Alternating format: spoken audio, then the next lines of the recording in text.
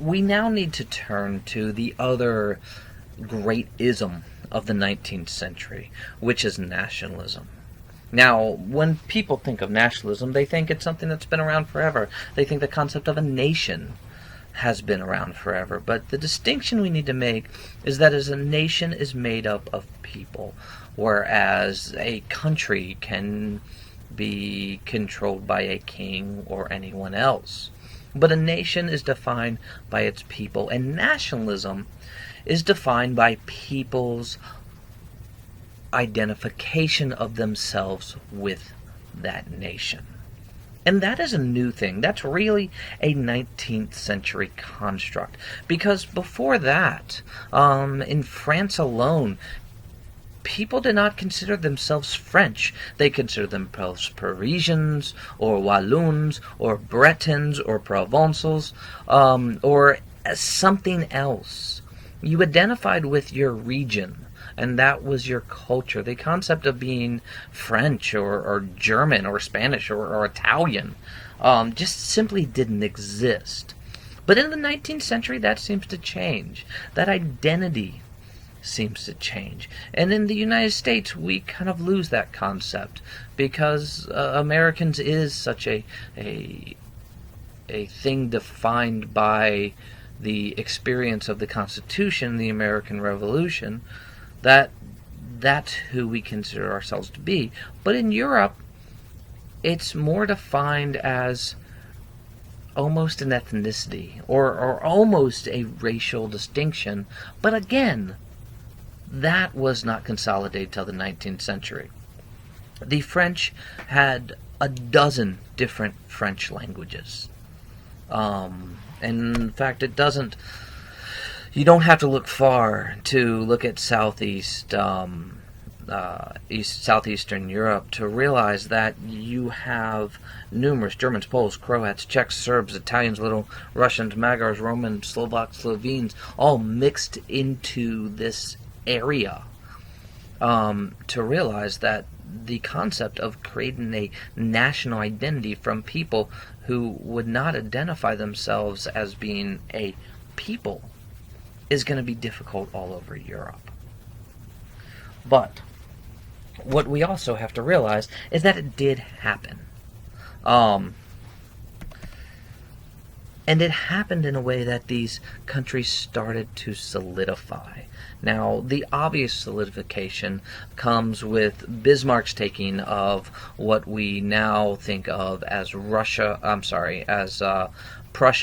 and about 120 other Germanic states or kingdoms and consolidating them into what we call the German Empire. The movement of an Austrian Empire to consolidate into a country called Austria-Hungary, and the movement by Cavour and Garibaldi, as well as others, to take the various different kingdoms and city-states throughout what the Italian peninsula and combine them into Italy. These are the actual consolidations of nationalism. And they happen partially by force, partially by revolution. You can look that up on your own.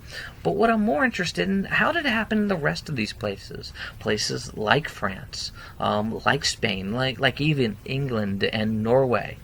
And what we have to understand is you have to create a common identity. Because nationalism was not a creation of those leaders, as we saw with Bismarck and Cavour. It's an effort of middle class looking for an identity, trying to figure out who they are in this new world where nobles don't control everything, and seeing themselves as French or German or Norwegian. And how do you actually create that? Well, you create in a couple ways.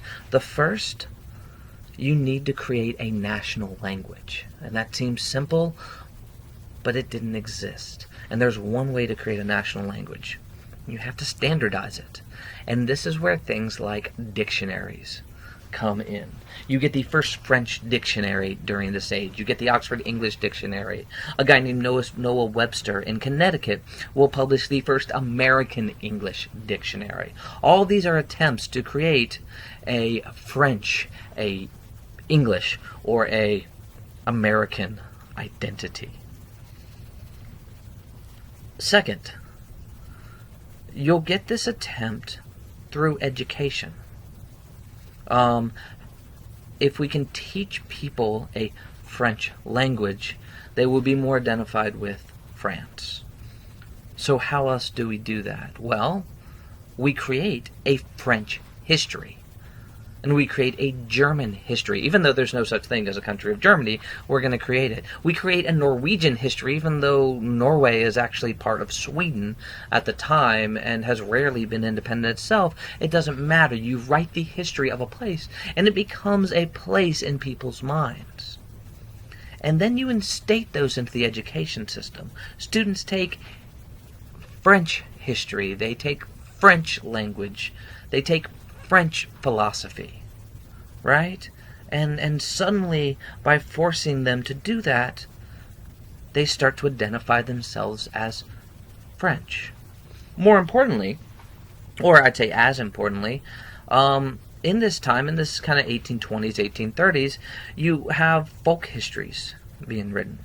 Now, by folk, I mean fairy tales.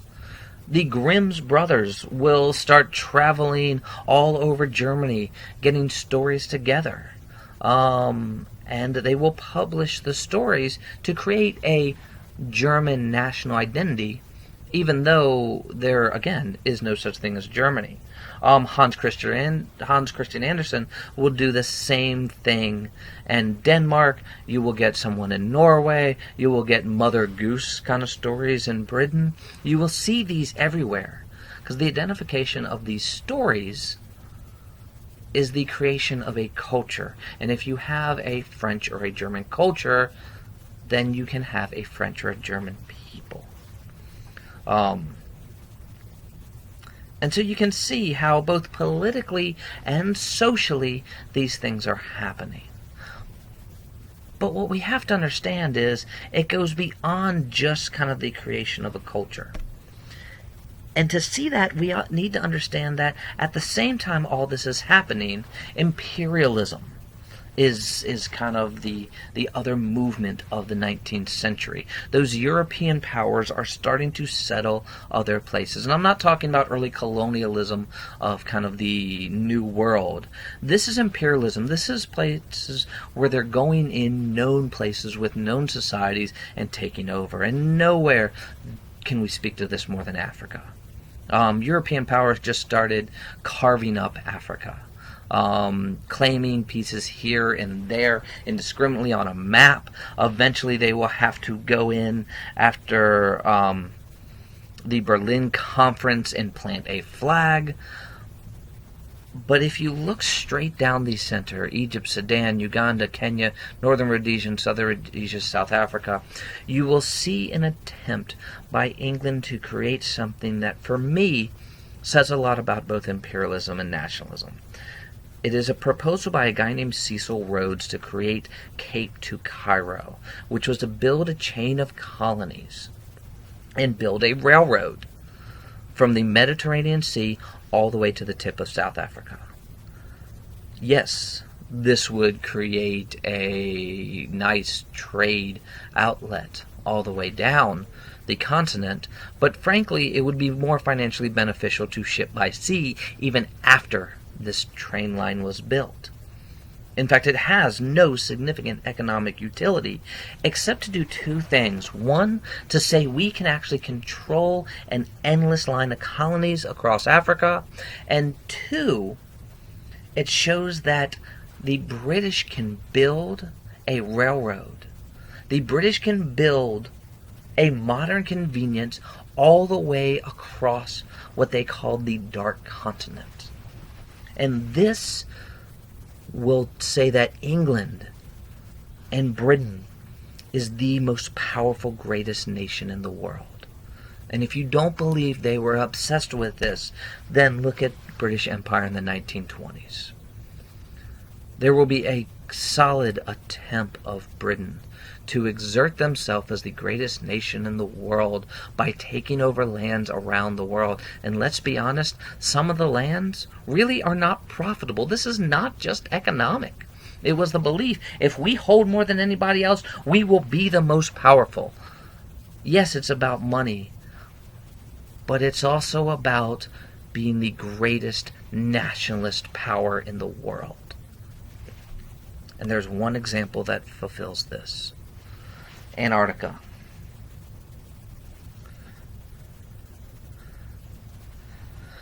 (1911). Roald Amundsen of Norway, top left, and Robert Scott of England in the lower part will both set off to discover the South Pole, to reach the South Pole before anybody else does. And they will both set off as representatives of their nations. Roald Amundsen actually makes it to the South Pole in December. He will turn around and he will make it back, but he will only be able to make it back by abandoning the majority of his men and his equipment and leaving them to die in order to get out alive. Robert Scott will reach the South Pole 1 month later. On the way out, what happens is some of his men fall ill. And he makes the decision, according to the journals that we found when his body was eventually found, that says he refuses to leave his men. And his entire party will die. They will freeze to death on Antarctica. Here's the interesting thing. To this day, many British, and most British at this time, will claim that the British were the first people to reach the South Pole, even though they were a month later than the Norwegian Amundsen, because they did it with honor, because they did not leave their people behind. What's at the South Pole besides penguins and ice? Nothing. This was not about economic gain. This was not about old colonial ideas of converting to Christianity. This is simply about who has the greatest nation in the world. That is nationalism. And that's the obsession we see in the 19th century. And that obsession will take us into World War I. But that's another lecture for another time.